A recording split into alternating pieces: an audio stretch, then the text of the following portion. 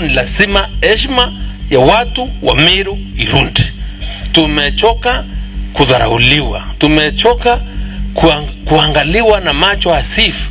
Sisi ni watu ambao wa maana. Our 800,000 votes must count. Our problem is just this. How come Meru has disappeared from the national map of Kenya? How come Meru has disappeared from the political map of Kenya?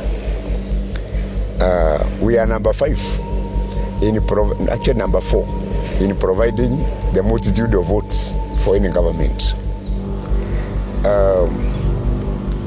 Our people are not happy. They are saying even if no minister was appointed, even an ambassador, how come even no ambassador has been appointed in this group?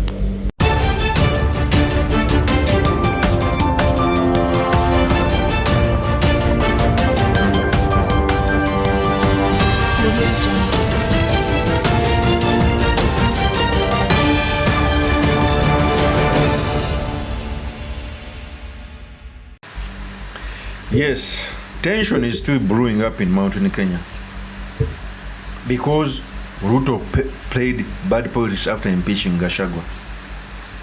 Now even the Meru people are coming out to castigate William Ruto. At first, they're the same people who came out to support the impeachment of Rigathi Gachagua. Now they are coming out to say that they have been sidelined. Okay? Remember, Kindiki is not from Meru or EMBU. And those two counties are the second biggest in Mountain Kenya. And I think Ruto thought that by bringing Kindiki, he would split Mountain Kenya so that he could get the votes from Mount Kenya East. It is turning out to be impossible. So in this episode, I've come to talk about the Mountain Kenya East politics and William Ruto, what it means for our politics, and most importantly, the matters we can learn from the politics of our nation. But before I do this, I want you to know that if you are new to this channel, please subscribe.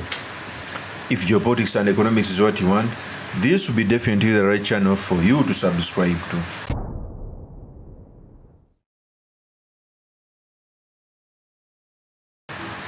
First of all, before I speak on this, I want to let you know that Mountain Kenya entails Kikuyus, Embu, Meru, Tharaka. Those are the 4 parties.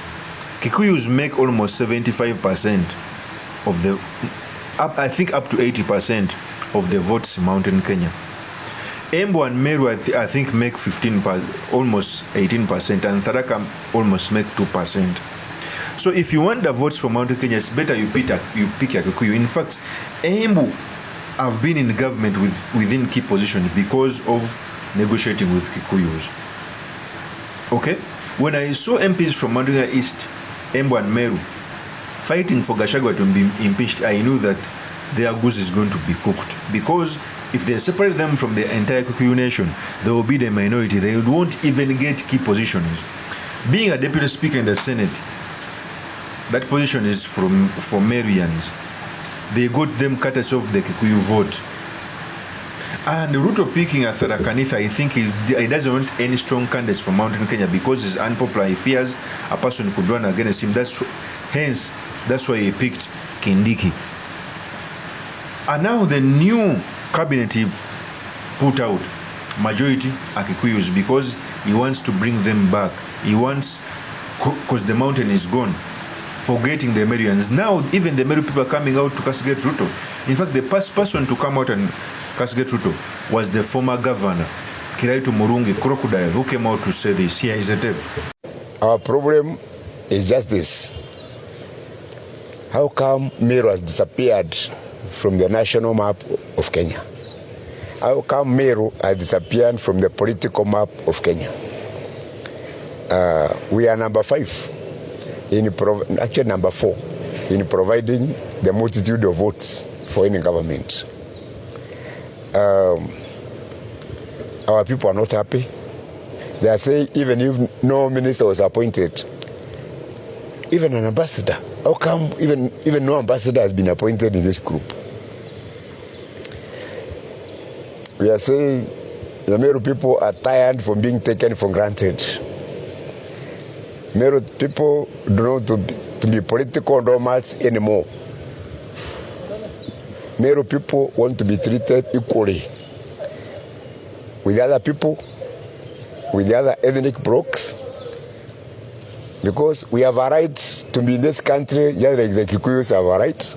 We have a right to be in this country just like the Luos have a right, and we have a right to be in this country just like Kalenjins, have also a right to be there. So we are not asking to be favored more than the others, but what we are against is being discriminated against. We have all voted correctly. Our people actually surprised that President RUTO seems to have forgotten them so quickly. So I reminded about the old story, which we have always complained about the cat and dog politics in Meru. When you want to hunt, you look for a dog, get into the forest with it, you kill an animal together, but once the animal is killed, the dog is chased away. And even after the meat has been served and eaten by others, the dog is chased away with the bones, and the soft meat is given to a cat, which has not been hunting. So the Meru people are asking for their right. We are tired of this politics. In the last regime, we are complaining about Mau Mau roads. Merus and Mau Maus, they never got any roads here. There are no Mau Mau roads. This time around, they were trying to correct that, but we find ourselves in the same ditch. That there's like our car is parked by the roadside, and then we see other cars just passing by the road. We have said time has come for Meru to walk in the middle of the road. Time has come for Meru to be in the map like other communities in the country. Time has come for us to chart our own destiny as a community. We are giving President RUTO some benefit of doubt. We want to look at this situation. We want to analyze the underlying causes. We want to see the threats through Christmas and the New Year. Next year, we are going to have a mega meeting of all the Meru leaders, of all from the church, from politics, from farmers, from teachers, and we ask ourselves, what is the curse of Meru? And then we address that curse. And it's very simple to say, the final decision, the final political decision of Meru people will be made after all these holidays next year, and after we have seen how we are being treated by the High Court next year. That is Kiraitu Murungi. Kiraitu Murungi is one of the senior most politicians in Mountain Kenya. He comes from Meru. He came out to say that they have been sidelines, they are not getting anything. Okay, yet he's in a government position. But I think it is poetry spread in Mountain Kenya, because Mountain Kenya is a wife who has good breasts and a big bum. Every man would love to be with him. Okay? That's why even in 2022 general election, every candidate picked a running mate from Mountain Kenya.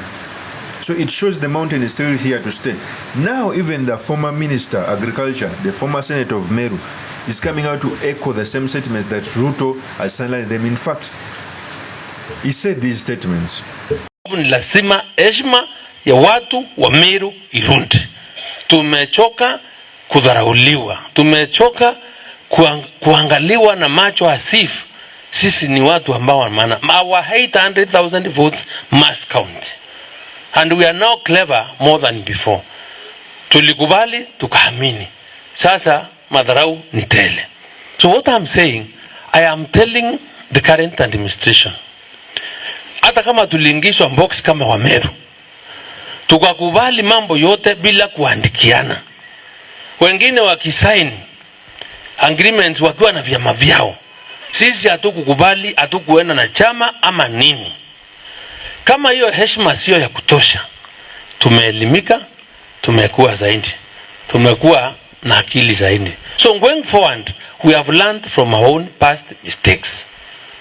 Na hata kama wanatudharau, wanafikiria hakuna pahali tunaweza kuenda, sababu kitendawili wamechukua, Uhuru sasa ndiye huyo wameko naye.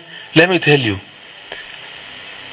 the future that I can see for this country ni kwamba heshima ndio itadetermine uhusiano wa sisi wa kwenda mbele. That is the former agriculture minister Mithika Linturi. So the mountain is going to be a pin in William Ruto's shoe. Ruto is going to be the first president to serve one term because he has failed to deliver. He has failed to. I don't know who prompted him to impeach Gachagua. That was one of the biggest mistakes in history. Like it or not. Okay?